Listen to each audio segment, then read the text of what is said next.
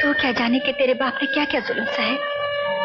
मुझसे पूछ, मैंने जिंदगी गुजारी, मैंने इनके एक एक दुख को करीब से देखा, एक एक गम सहा। तू तो इज्जत और शराफत की बातें करता है। तू क्या जाने, एक वक्त वो था कि लोग इनकी शराफत की कस्में खाते थे, लेकिन दुनिया ने इनकी इज्जत का मजाक उड़ाया, इनकी शराफत को बेवकूफी समझा, अपने जुर्म इनके सर पर थोपकर जबरदस्ती इनको जेल भिजवा दिया। जेल भिजवा दिया ठीक है, लेकिन इसका ये तो मतलब नहीं कि आदमी अपनी शराफत और इज्जत का गला घोट दे, जुल्म करना शुरू कर दे, स्मगलर हो जाए। अपनी मर्जी से इनको मजबूर किया गया। तू क्या जाने, तू इतना सा था, तुझे पालने के लिए मैंने घर घर में नौकरी की, मजदूरी की, कपड़े धोए, बर्तन धोए। एक दिन काम करते करते मैं गिर गई, तेरी बहन पैदा होने से पहले मर गई, मेरी कोख उजड़ गई। दवाई के चंद रुपयों के लिए लोगों ने इनकी बहन लक्ष्मी की इज्जत लूट ली। इतने दुख झेलने के बाद या तो इंसान खुदकुशी कर लेता है या फिर नफरत और बदले की आग में दूसरा रास्ता इख्तियार कर लेता है। अगर तू और मैं न होते तो इन्होंने शायद खुदकुशी कर ली होती, लेकिन इन्होंने हमारे लिए अपने आप को जीते जी मार डाला। इसके बाद भी अगर तू जाना चाहता है तो जा, मैं समझूंगी हमारी तकदीर में यही है। पहले बहन गई, बेटी गई, अब बेटा भी घर छोड़कर जा रहा है। माँ मुझे गलती हो गई माँ, मुझे माफ कर दो।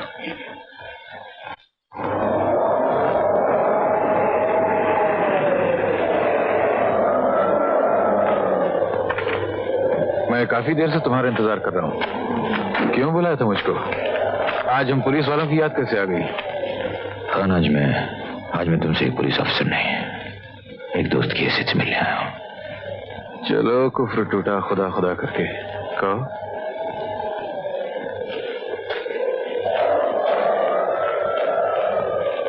खान, 20 साल से जो जिंदगी की लड़ाई लड़ता चला आया हूं, लगता है आज इसे हार गया हूं।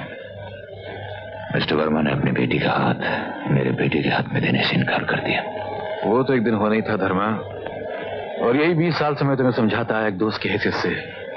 अगर तुम कभी नहीं माने, बस तुम जीतते रहे और हम हारते रहे। कानून को सबूत चाहिए था और तुमने सबूत कभी हमारे हाथ पड़ने नहीं दिया। मैं क्या करता खान? तुम तो जानते हो कि मैं एक सीधा साधा देहाती था, पेट की आग बुझाने शहर चला आया, लेकिन उन कमीनों ने मेरी सादगी का फायदा उठाकर मेरे घर को जला डाला। और उस आग से तुम सारी दुनिया को जलाने निकल पड़े। कानून के फैसले का इंतजार नहीं किया तुमने। तो और क्या करता मैं? थोड़ी देर के लिए मान लो कि तुम्हारा कानून उन्हें सजा दे भी देता, वो तो फांसी के तख्ते पर चढ़ जाते, लेकिन मुझे क्या मिलता? क्या मेरी बहन, मेरी बेटी मुझे वापस मिल जाती? और तुमने जो मनमानी कली से तुम्हारी बहन और तुम्हारी बेटी तुम्हें वापस मिल गई। इस समाज में रहना है तो उसके कानून का लिहाज रखना होगा। अपनी 1.5 ईंट की अदालत बनाकर आप अलग नहीं रह सकते। कोरे कागज पर दस्तखत तुमने किए थे, गलती तुम्हारी थी, और अपनी गलती मानने के बजाय तुमने कानून पे इल्जाम लगाया, बगावत पर उतर आए। ये उसी का नतीजा है। 20 साल पहले जब तुमने जहर बोया था, आज वही तुमको काटना पड़ रहा है। तुमने कभी अंदाजा लगाया तुमने अपनी क्या हालत बना ली है? तुमने अपने आप को जीते जी मार डाला है। याद है वो धर्मा जो गांव से आया था, कितना खुश था वो, खुद हंसता था और सारे जमाने को अपने साथ में हंसाता था। और कभी इस धर्मा की तरफ देखा है जिसकी हंसी खुशी सब दौलत के ढेर के नीचे दब गिर गई है? जबान से बोलते हुए डरता है, खामोश रहता है, न खुद खुश है, न बीवी खुश है, न औलाद खुश है। धर्मा, मैं सारी जिंदगी तुमको यही समझाता था मैं तुमको। तुम तो समझे नहीं, लोग मुझे गलत समझ बैठे। वो समझे खान धर्मा के साथ मिला हुआ है, उससे रिश्वत लेता है, कभी तो उसके खिलाफ सबूत नहीं पैदा करता है। नतीजा ये हुआ कि मैं जहां था वहीं कम ही रह गया। मैं तमाम सबके सब साथी सब बड़े ओहदों पर पहुंच गए, और मैं वहीं कम ही रह गया।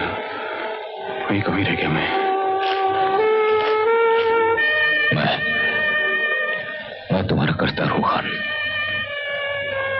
मेरी जिंदगी पर समाज, कानून, औलाद सबका कर्ज चढ़ा हुआ है, और जब कर्ज अदा करने की बारी आएगी तो सबसे पहले तुम्हारा कर्ज अदा करूंगा,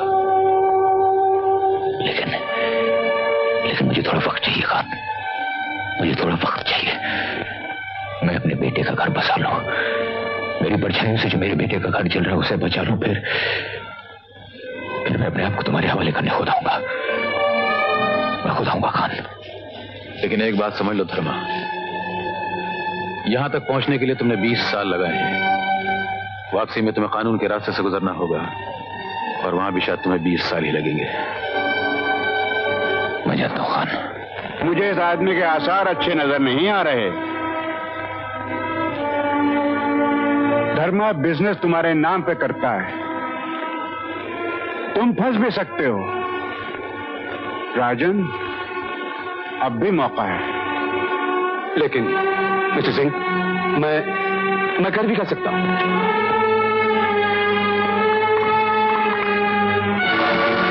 कौन? No, it's impossible. Mister Singh, हमारे पास ऐसा कोई आदमी जो धर्म यहां ना सही, हांगकांग में तो है। हांगकांग के बॉस को टेलीफोन कर दो, उनसे कह दो धर्मचंद बुढ़ा हो गया है, अब उसे छुट्टी दे देनी चाहिए।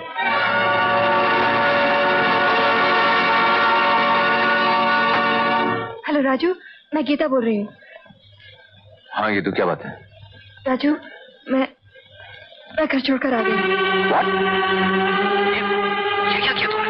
अभी कहाँ से बोल रही हो? Centre hotel. Centre hotel? अच्छा, मैं भी आता हूँ।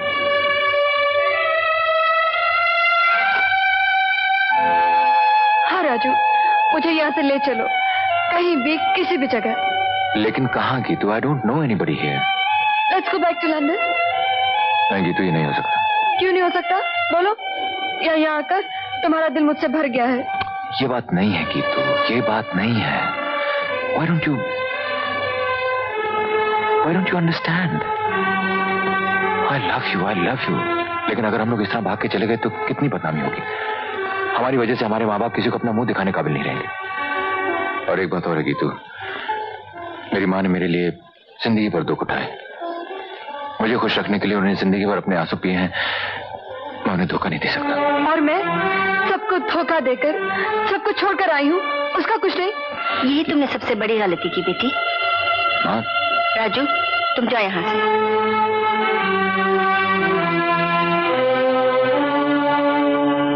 बेटी, जानती हो क्या गलत कदम उठाया तुमने? तो अपने स्त्री धन का अपमान किया है तुमने।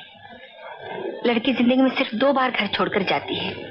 एक बार जब अपने माँ बाप के घर से उसकी डोली जाती है, दूसरी बार अपने पति के घर से उसकी अर्थी उठती है। बस यही लड़की की जिंदगी है। उसको अपनी मर्जी से कदम उठाने का कोई हक नहीं। और माँ बाप अपनी जिद पर रहे, अपनी झूठी शान के लिए औलाद की जिंदगी बर्बाद करते हैं और वो खामोश हैं। सब कुछ चुपचाप सहते जाएं। खामोश रहना और चुपचाप सब कुछ सहने का नाम ही औरत है। तुम ही बताओ माँ जी, राजू के डैडी ने जो कुछ भी किया उसमें राजू का क्या लेना देना? उसमें उसका क्या कसूर? बाप के जुर्म की सजा बेटा क्यों भुगते? होता है बेटी, ऐसा भी कभी होता है कि जुर्म कोई और करे और सजा किसी और को भुगतनी पड़ती है। सारी जिंदगी ऐसी गुजर गई। जवानी कब गई, बुढ़ापा कब आया, पता ही नहीं चला। सब कुछ चल गया। माफ करना बेटी, पुरानी बात याद आ गई। देख बेटी, कभी कोई गलत कदम नहीं उठाना, वरना जिंदगी भर ठोकरें खानी पड़ती है। क्या कह रही हो? ये राजू के साथ कोर्ट में शादी करके लंदन भाग जाना चाहती थी? जी हाँ, लेकिन मैंने इसे समझाया, ये विलायत नहीं हिंदुस्तान है। यहाँ जब तक माँ बाप कन्यादान न करें, आशीर्वाद न दें, उसको शादी नहीं समझा जाता। इसने अपनी गलती मान ली है, अब आप भी इसे माफ कर दीजिए। धर्मचंद जैसे आदमी की बीवी के मुंह से ऐसे अल्फाज सुनकर ताज्जुब हो रहा। ये सुनकर और भी ताज्जुब होगा। ये सब उन्हीं का सिखाया हुआ है। जबान मेरी है, अल्फाज उनके हैं। खैर, मैं यहाँ ये सब बातें करने नहीं आई, सिर्फ इतना कहने आई हूँ, माँ बाप की इज्जत करना औलाद का फर्ज है। लेकिन माँ बाप का भी फर्ज है कि बच्चों के जज्बात की कदर करें, ताकि कल वो कोई गलत कदम न उठा सके।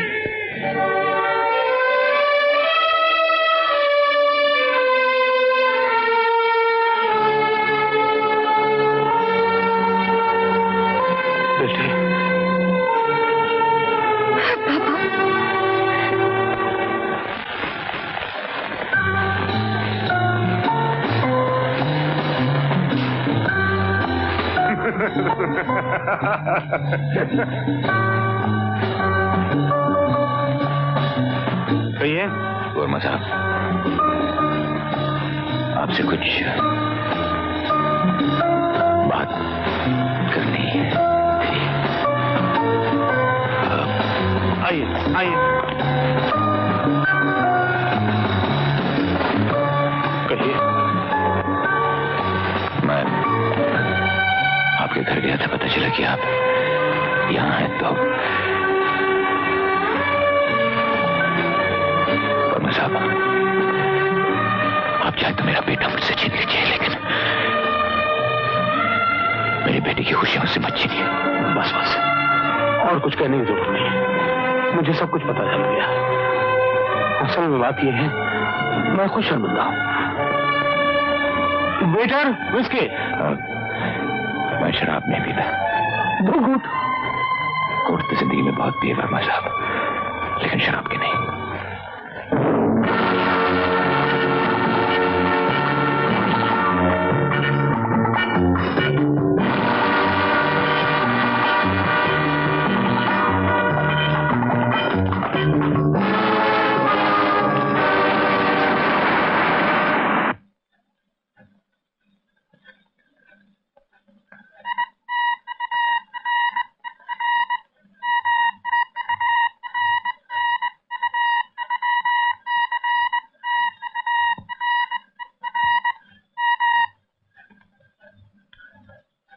यस।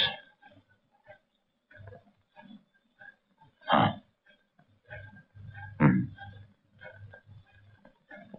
ओके।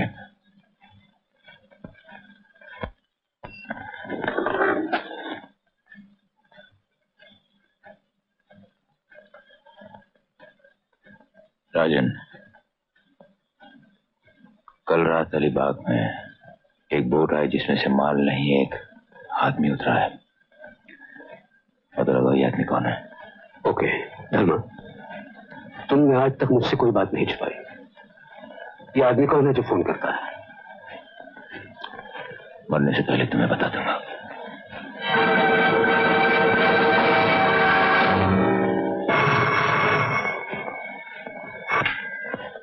हेलो, राजन स्पीकिंग। राजन, मैं अजीत बोल रहा हूँ, हांगकांग से आया हूँ। अजीत कौन? क्यों, धर्मा के नमक ने अजीत बाबू की याद भुला दी? अजीत बाबू आप जिंदा हैं? हाँ, अब्दुल्ला ने मुझे बचा लिया था। मैं ताजमहल होटल में कमरा नंबर 309 से बोल रहा हूँ, तो मुझे फौरन मिलो। नहीं, मैं आपको वहीं नहीं मिल सकता। क्यों? देखिए, फोन पे ज्यादा बात मत कीजिए। मैं आपको जू पर 4 बजे मिलता हूँ।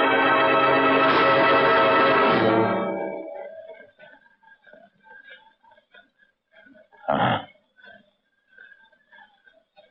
Okay, thank you.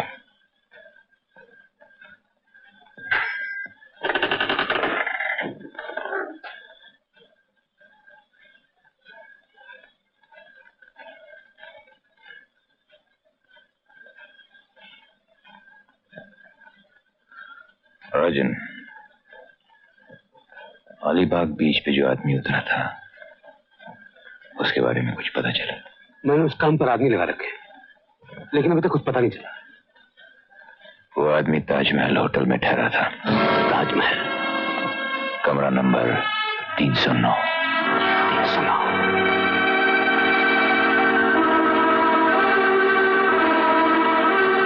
क्या बात है, इतने घबराए हुए क्यों नजर आ रहे हो? नहीं, घबराए तो नहीं। मैं समझता हूँ कि तुम्हारा वो आदमी मेरे आदमी से बहुत ज्यादा होशियार है। राजन, हमारे काम में जो आदमी होशियार नहीं रहता वो किसी वक्त भी फंस सकता है। अपना ध्यान रखना। अच्छा, मैं चलता हूँ।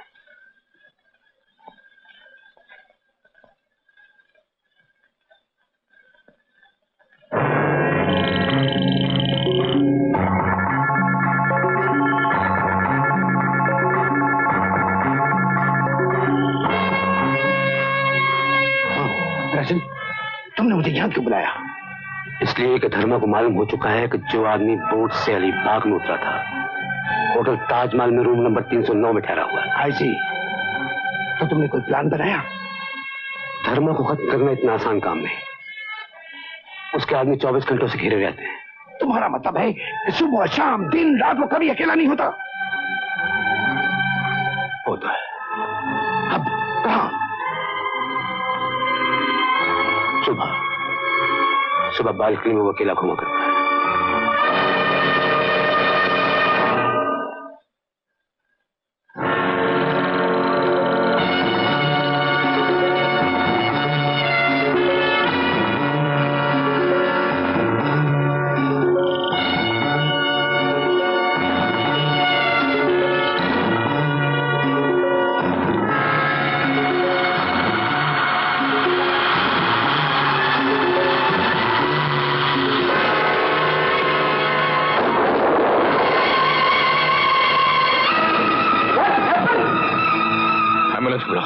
डॉक्टर परेरा को फोन करो जल्दी। क्विक। राधा, राधा। देखा, अब हम नहीं बच सकते। राधा, हे राधा, तुमका कुछ ना हुई राधा।